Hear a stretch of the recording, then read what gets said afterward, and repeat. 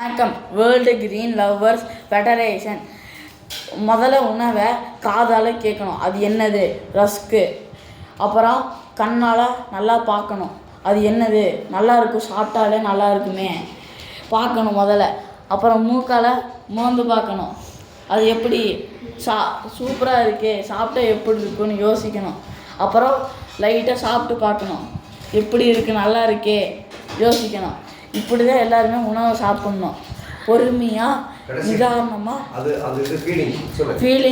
ஃபீலிங்களோட சாப்பிட்ணும். அப்படியே ஐம்புலங்களும் இதே ஒரே மாதிரி இது பண்ணணும், சேர்த்து சாப்பிட்ணும்.